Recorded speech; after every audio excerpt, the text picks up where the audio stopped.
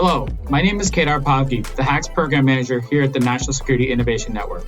NSIN is a Department of Defense program office tasked with connecting students and startups with folks across the department in order to solve national security challenges. I'd like to welcome you all to NSIN's Power Play Hackathon, sponsored alongside the Army Research Lab. We're excited to host Power Play with a number of universities across the country.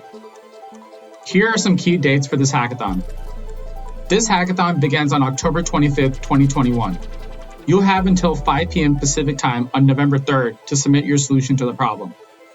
On November 4th and 5th, we'll select the top 8 teams from this hackathon to take part in a pitch competition on November 10th. This pitch competition will be in front of a VIP judging panel, including top executives from the government and military, venture capitalists, and subject matter experts. Between now and then, you'll be able to engage with mentors representing end users experiencing the challenge firsthand and technical experts who can help you conceptualize your solution and check your work. What we need you to do is take the time to talk to their mentors and do the deep customer discovery necessary to understand and solve their problem.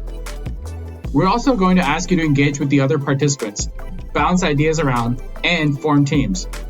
You're welcome and encouraged to come with your own team already assembled, but we find diversity to be the key. You shouldn't be afraid to find other people who complement the skills and experience you and your team already have. Our challenge is hosted on our Unum platform, located at the link on the screen below. This website will have all the resources you need, including details on submitting a solution and resources to get you smart on the problem. We will also have a Discord server where we'll be posting updates and other information about this hackathon. If you have any trouble accessing any of the resources, please let me know and I'll be happy to assist you. So what are you all competing for? Well, we have a $45,000 pot from which we'll award the top teams funding to continue developing their ideas alongside our subject matter experts and end users. There may be other opportunities that open up for teams as part of this hackathon, and we encourage you to interact with the mentors and evaluators as part of this process. Our expectation is that you come up with a novel yet technically feasible concept by November 3rd. This can be just an idea on how you want the solution to be developed. You are absolutely not expected to have a working prototype by the end of the submission window.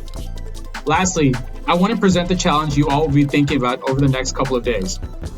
We are looking for you to develop concepts, technologies, or systems to efficiently provide, store, or consume energy in an expeditionary environment.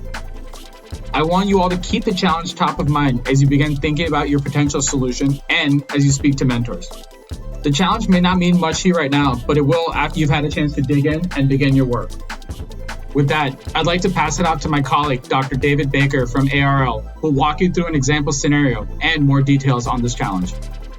Hello, everybody. My name is Dr. David Baker. I work in ARL's Energy Sciences Division. I'll be walking you through your challenge and presenting your considerations to help you focus your efforts over the next 10 days.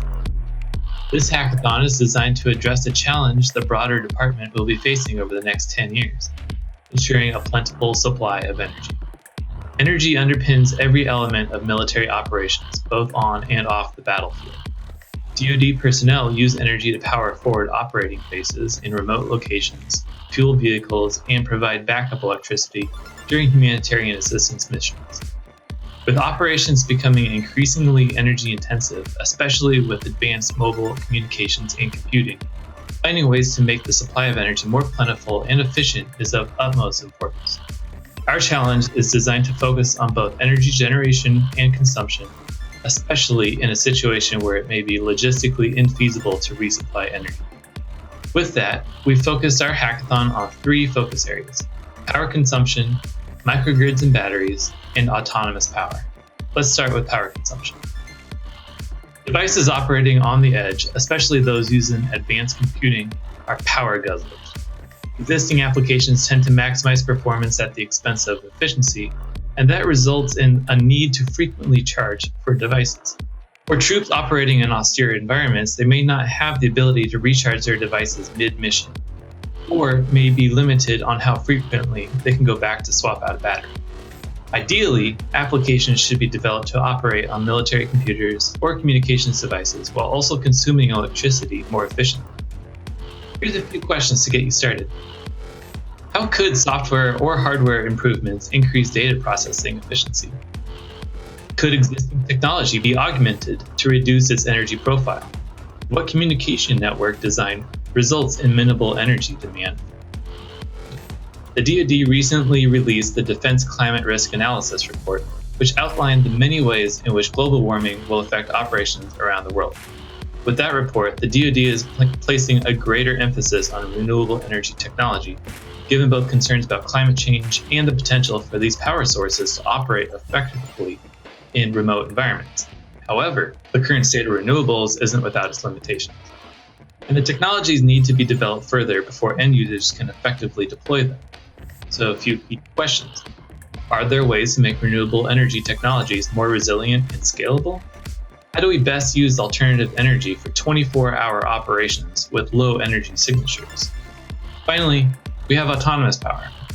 As autonomous systems perform more warfighting functions, the need for these platforms to sustain themselves with minimal or no human interaction is increasingly a reality. In the future, there may be listening posts or installations that are largely autonomously powered and operated. These remote locations may not see a human for months and should have the ability to regulate and manage power on their own. A few key questions here. How can autonomous platforms recharge or refuel themselves without human assistance? What edge computing and edge AI/ML strategies reduce power and energy demand for autonomous platforms while enhancing operational capabilities? With that, I wish you all the best of luck as you come up with your solutions.